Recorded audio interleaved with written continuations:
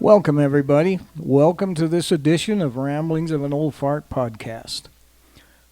Today's podcast is I've titled, Who's a Citizen Now? And that's a good question. My name is Craig Warren. I'm 71 years old. I've been married almost 53 years. Father of 9 and grandpa to a bunch. I'm sort of retired. I retired at 65 to provide full-time care for my wife, who's had some pretty serious health issues. But lately I realized that I needed to do something to keep my mind active, keep me sharp. So why not a podcast? I have a lot of experience. I've done a lot of things in my 50-plus years in the workforce. I definitely have a lot of opinions, so what more would I need, right?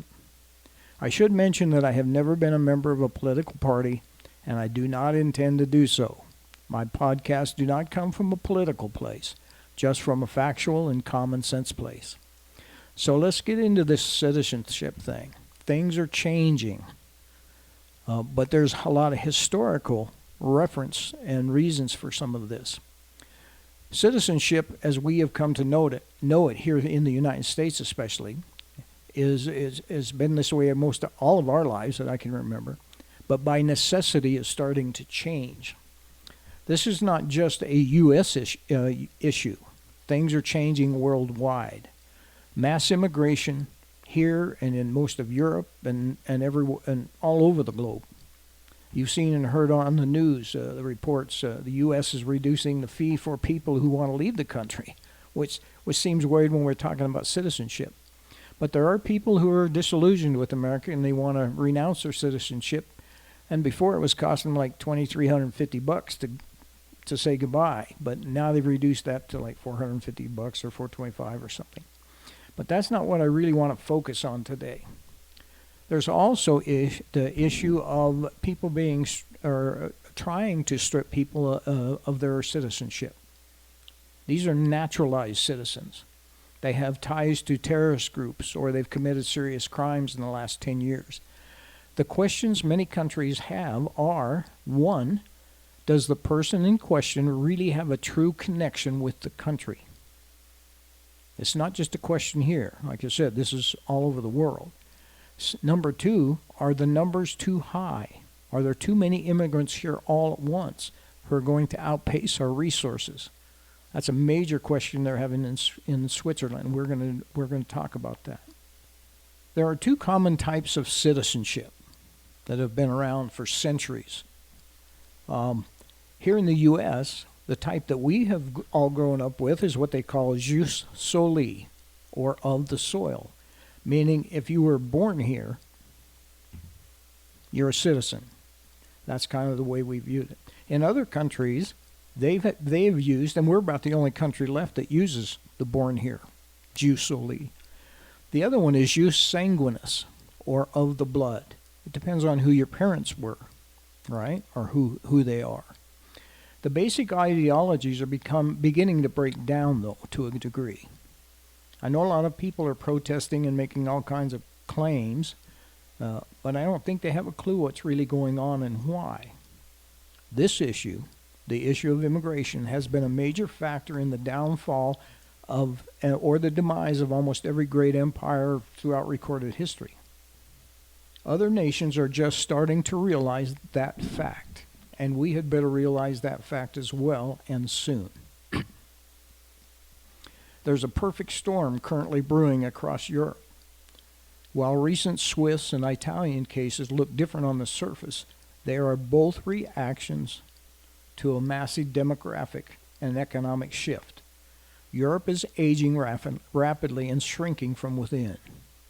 Let's take Switzerland. I mentioned that earlier. Let's look at what's going on there. The numbers in Switzerland are getting out of control for them. Their population is currently about 9.1 million, and roughly 27% of those are non-citizens, one of the highest rates in the entire world. Okay, so their initiative is basically a no to 10 million initiative. It's a proposal by the Swiss People Party.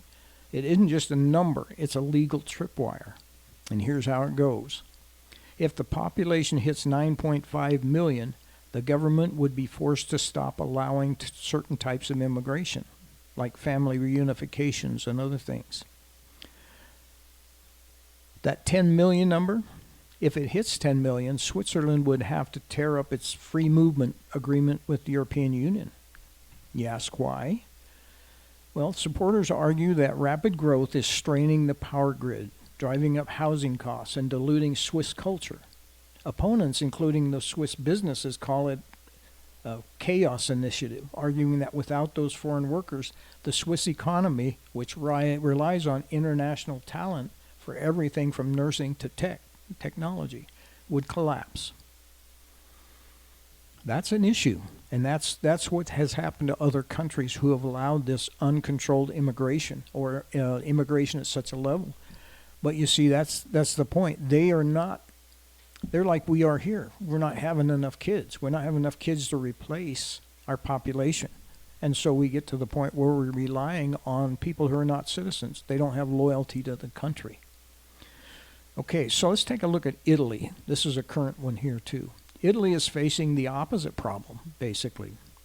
A demographic winter, they call it. They have one of the lowest birth rates in the world. However, the court case that I mentioned earlier regarding the Jus Sanguinis, the right of blood, is a major shift on how they view their global population.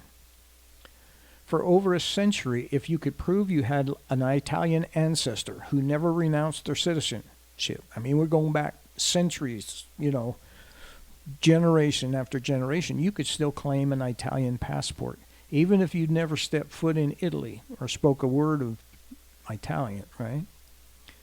The new restriction is the Italian government recently moved to cap this, effectively saying that if your ancestors were born abroad and you are several generations removed, you can no longer reach back and identify as indefinitely claim citizenship. So just last week, March 12th, Italy's Constitutional Court upheld these restrictions.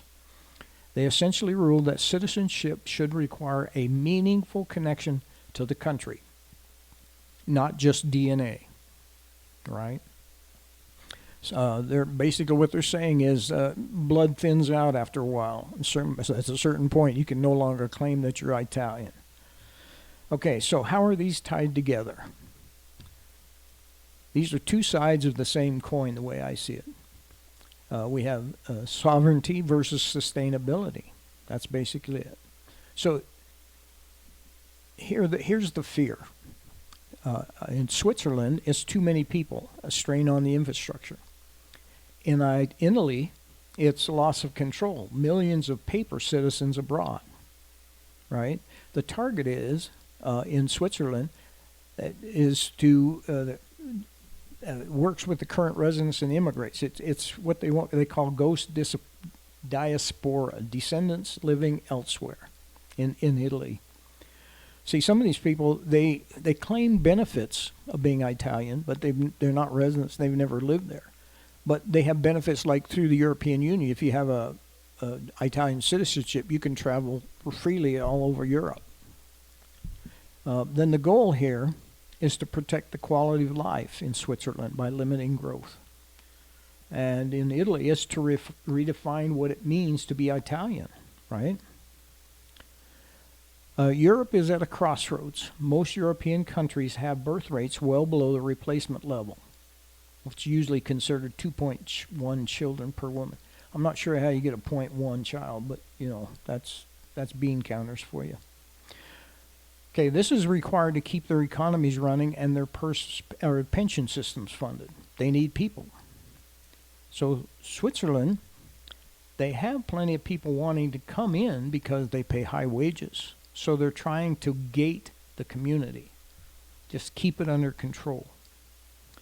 Italy is trying to tighten the rules because they want to focus on people who actually live there and work there and pay taxes in Italy, rather than granting passports to millions of people in South America or the U.S. or wherever else. It's less about a single conspiracy and more about every European nation suddenly realizing that their old laws for citizenship and residency aren't built for a world where people move as easily as data. You have to realize these rules were made back centuries ago when it was pretty difficult to travel. You know, in today's world, you hop on a plane and be wherever you want in the world in a matter of a few hours. You know what I mean? Not months or weeks and months on a ship somewhere. Okay, so the trend is becoming the new normal here in the West. We're moving from an era of expansion and open borders, post-World War II, the Cold War thing, to an era of restriction and managed demographics. The patterns we're seeing in Switzerland and Italy are being mirrored right across the globe now, including very significant legal battle here in the United States. So we talked about the Jus Soli, the right of the soil, and Jus Sanguinis, right of the blood, right? So what's changing in 2026? The unrestricted versions of these are disappearing. In Europe, almost no country offers the unconditional birthright citizenship anymore, like we have here. France, Germany, UK, all of them, they require your parents had to have lived there for several years before a child is born to get automatic citizenship. Ireland was the last holdout in Europe, and they changed in 2005. New Zealand, Australia, they also ended theirs here, between 1980 and 2000 somewhere. So they're conditional systems now. The United States now, we've hit a major turning point as well. What the U.S., the timing of this podcast fits perfectly. As of March 2026, the U.S. is in the middle of a constitutional crisis over this exact issue. Executive Order 14160, issued in 2025, it was signed into a law, and it attempted to end this automatic birthright citizenship for children of undocumented immigrants or those on temporary visas. The court case is Barbara versus Trump. It's currently before the Supreme Court. Oral arguments are scheduled for April 1st. So we'll see how that works out. But the argument is, the government is arguing that the 14th Amendment's phrase, subject to the jurisdiction thereof, requires the parents to have a legal domicile, a permanent legal home in the U.S. And that's the only thing that would make them come under the jurisdiction. So the impact will be, if the Supreme Court upholds this order this summer, the U.S. will join the rest of the world in moving from unrestricted to a conditional citizenship. A birth certificate alone would no longer be enough to prove citizenship. You would also need to prove your parents' legal status. Now, of course, for those of us who have been here for generations, this would not affect us at all. This is basically the people whose parents came here and illegal and the child born here and claiming citizenship. It can be a mess, I'm sure, but as you can I'm hoping I can prove to you that this is a necessary thing. It comes down to three main pressure points. The welfare state. Aging populations mean fewer workers paying more for more retirees. Okay. The result is that countries want to ensure new citizens are contributors who will pay into the system. These are people that want to be here. They want to be part of America. In the digital world, passport is a security credential, right? But nations are cleaning up their books, like Italy, to ensure that they don't have millions of citizens that they can't track. They don't even know where they don't live there. So why should they be considered citizens? That's their point. And then, of course, the infrastructure issue. Schools, hospitals, housing, they're at capacity in a lot of these places. They're considering, like in Switzerland, population caps. They're being used as a blunt tool to stop the strain, basically.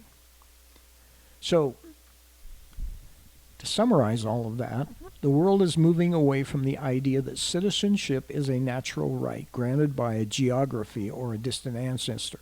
Instead, it's being redefined as a contract, something granted only to those who have a meaningful and legal connection to the state. Switzerland is trying to limit the physical number of people on its soil, while Italy and the U.S. are trying to limit the legal number of people who can claim their protections. Both are attempts to protect the pie. for the people already here. Okay, so now we have this, in the United States, we have what they call the Scam Act. It doesn't sound like, it's not like a scam. It stops citizenship abuse and misrepresentation, right? Which has gained significant momentum over the last few weeks. The trigger of all of this is following some recent violent incidents involving naturalized citizens. Sponsors like Senator Eric Schmidt and Tom Emmer have renewed their push for this law. Basically, currently the government can only strip citizenship if they prove you lied or committed fraud during your application. The Scam Act would dramatically expand this. And what they're proposing is a 10-year rule. Under the proposal, if a naturalized citizen is convicted of joining a terrorist organization, committing espionage, or participating in aggravated felonies within 10 years of becoming a citizen, the government could argue that they never truly had attachment to the Constitution or to the country and revoke that citizenship. Okay, so then we already talked here a little bit ago about where we slashed the renunciation fee. That's kind of an important thing, too, because there are those people who want to leave. I say let them leave. We shouldn't be trying to penalize them if they want to leave. If they don't want to be here, I'm saying we don't want them here. That's my view, right? If they're not loyal here, and I can't fault them, but if they want to leave, let them leave. Okay, this was largely the result of years of legal pressure from groups like the Association of Accidental Americans. These are people who are born in the U.S., who lived abroad and have no real ties to the country, but are stuck paying U.S. taxes. I can understand that. But the constitutional angle here, though, the courts have been increasingly skeptical of the high fee, suggesting that charging $2,350 to give up citizenship effectively lock people into a status they don't want. So I'm okay with that as well. But let's move on back to the Scam Act just a little bit. It seems contradictory at first, right? One move makes it easier to kick people out, the Scam Act. The other makes it easier for people to leave by reduced fees. But it's all part of the same thing. We have this issue of immigration and people being here who are not citizens and have no loyalty to the country. That's the way I see it. However, they both reflect a move towards this contractual citizenship instead of citizenship being a permanent ironclad status. The government is treating more like a membership. If you break the rules, terrorism, fraud, your membership can be canceled. If you don't want to be a member anymore, there's an exit fee. It shouldn't be too high. I liken this when I looked at this first. A lot of you are young. You probably don't remember this, but back in the day when a lot of these gyms started coming into existence and people started working out, and they'd pay these gym memberships to go to the gym, and they had these monthly contracts, and you were on the contract for 2 and 3 years sometimes. So if you decided, I don't want to go work out all the time, you wanted to cancel your gym membership, they had some extremely high fees in order to get out of those contracts. I liken this to that same thing for some reason. I don't know. But anyway, this is a major departure from the traditional American view that once you're a citizen, you're just as American as anybody else. As someone, so with almost no way to lose that status, that's the issue, has been. We are watching the legal walls of the citizenship by default being rebuilt in real time. And here's how I see it. If you were born here to parents who were and are loyal citizens, then your citizenship should not be questioned. But if you come here otherwise, you should have to go through the proper channels to become a citizen. And it's not unreasonable to require a probationary period, right? I mean, that's not unusual, even in jobs, even in all kinds of things in our society.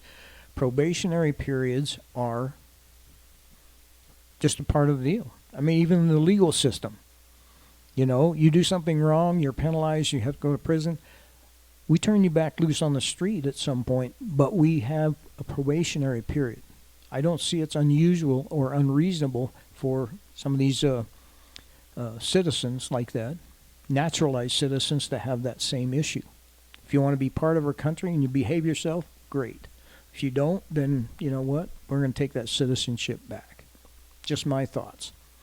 Okay, so we talked about the right of the soil and the right of the blood and all that stuff, and those things are changing, and by necessity, in my view. Okay. So here's the thing. If the court rules in favor of the government with this Trump versus Barber versus Trump thing, it's going to change some things. And I see it. If you've noticed, I don't know if you've noticed, there's been several of these cases that they're talking about recently where people have been naturalized citizens and then, they've murdered people, raped people, they've joined in a lot of these terrorist organizations, things like that. The pace of the change is indeed staggering. I haven't seen anything like this move this fast for a long time, a major direction like this. We're moving from decades of openness to a period where governments are very aggressively trying to reclaim control over who actually belongs there. Based on the latest developments from just the last few days, Italy, that door is effectively closed. Their court did upheld the Tajani decree, which places a 2-generation cap on citizenship by descent. Switzerland, their case is still in court, and they expect a decision by somewhere around June 14th. And of course, I mentioned the USA, the court case, Trump versus Barber or Barber versus Trump.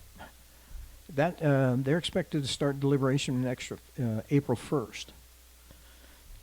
So I wanted to just mention here that there's some other additional reference, maybe, if you will. I recently recorded a podcast that will be uploaded this week sometime. It's on abortion. Sounds weird, right? But there is a major parallel when you consider immigration issues. We are turning to immigration because we have destroyed the generation that would have filled the positions that we need filled. Think about that. Last I heard, according to the World Health Organization and organizations like that, the UN, over the last 40 years, there's been about 2.2 billion abortions. So some of the shortage in people is a direct result of that. I will go into that in that podcast. You might want to check it out. The numbers are staggering. Another podcast on this issue will be coming up soon because there's information coming out more all the time. I will keep you updated on that. I want to leave it at that today. I think I've given you enough to think about. Things are changing, and as I mentioned, they have to. When you think about it, every major kingdom, dynasty, empire throughout recorded history has in one way or another been destroyed, basically from within through illegal and too much immigration all at once. And we will suffer the same fate if we don't do something to kind of put a lid on it. So anyway, thank you for joining me today. I hope you found it entertaining, educational, or thought-provoking. Join me next time, won't you? I'm Craig Warren, and this has been the Ramblings of an Old Fart podcast. God bless and keep you till next time.